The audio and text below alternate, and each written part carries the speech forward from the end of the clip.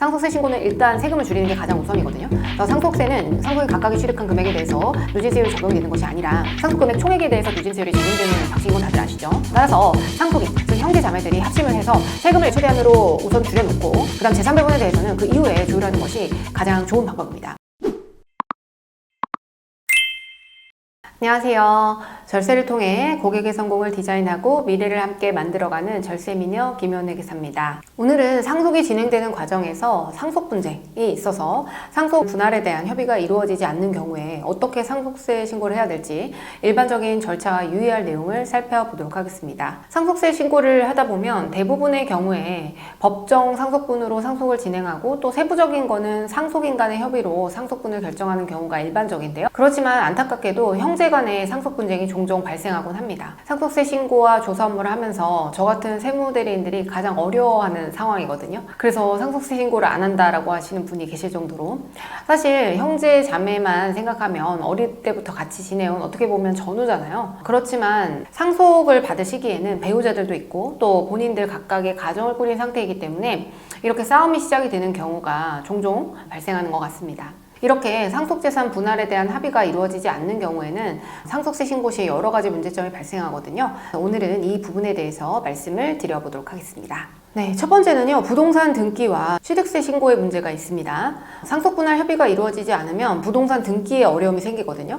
물론 편의 상속 등기 제도에 의해서 우선 법정 상속분으로 등기를 하고 이후에 합의된 내용에 따라서 변경 등기를 하면 되긴 하지만 변경 등기 과정에서 추가적인 취득세 부담이 생기기 때문에 상속재산 분할 합의가 이루어지지 않게 되면 등기는 미루고 취득세 신고만 하는 것을 권유를 드립니다. 두 번째는요, 배우자 상속공제 적용 문제가 발생하게 됩니다. 상속을 하게 되면 배우자가 생존해 있는 경우에는 원칙적으로 배우자가 실제 상속받은 재산을 법정 지분에 따라서 산정한 상속 재산과 30억 중에 작은 금액을 한도로 공제를 받을 수가 있습니다. 이 부분이 상속 공제 중에 아주 큰 금액을 차지하게 되는데요. 금액이 큰 만큼 배우자 상속 공제는 상속세 과세표준 신고 기한의 다음 날부터 9개월이 되는 날까지 배우자의 상속 재산을 분할한 경우에만 적용하게 됩니다. 부동산처럼 등기 등이 필요한 경우에는 등기가 배우자 상속재산 분할 계약까지 완료가 되어야 하는 것이죠. 그리고 이 경우에 상속인이 상속재산의 분할 사실을 배우자 상속재산 분할 기한까지 납세지 관할 세무서장에게 반드시 신고해야 됩니다.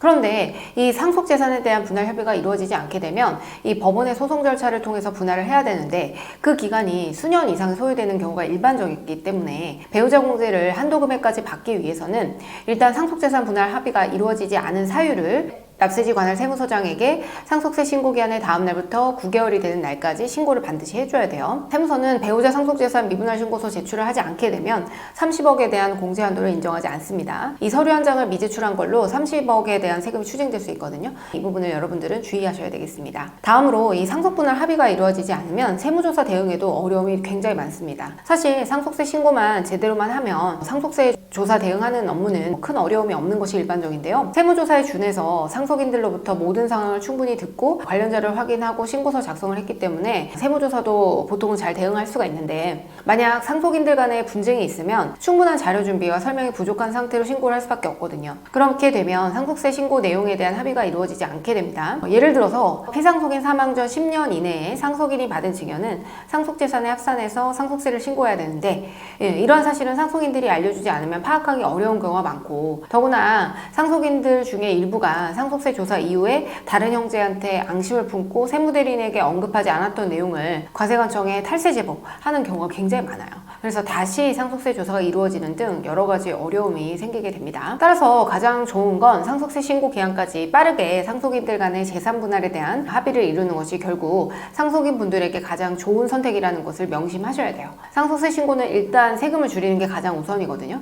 그래서 상속세는 상속인 각각이 취득한 금액에 대해서 누진세율이 적용이 되는 것이 아니라 상속금액 총액에 대해서 누진세율이 적용되는 방식인 건 다들 아시죠? 따라서 상속인, 즉 형제 자매들이 합심을 해서 세금을 세금을 최대한으로 우선 줄여놓고 그다음 재산 배분에 대해서는 그 이후에 조율하는 것이 가장 좋은 방법입니다. 저도 상속 분쟁을 많이 봤지만 결국에는 본인이 조금 손해를 보는 것 같아도 서로 조금씩 양보를 해서 상속을 아름답게 마무리하는 것이 형제 간의 우애도 지키고 장기적으로는 모두에게 이득이 되는 경우가 많거든요.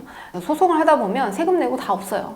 결국에는 남는 게 하나도 없습니다. 이 점을 꼭 유념하셔서 적어도 일단 세금 납부를 완료할 때까지는 서로 합심해서 상속 절차를 최대한 잘 마무리하는 것이 서로에게 좋겠다라는 결론입니다. 저는 13년차 세금 전문 회계사이자 세금은 대한민국에서 디자인텍스가 넘버원입니다. 세금 관련 문의사항이 있으실 경우 저희 디자인텍스로 연락 주시고요. 이상 절세미녀 김희원 회계사였습니다. 감사합니다. 안녕.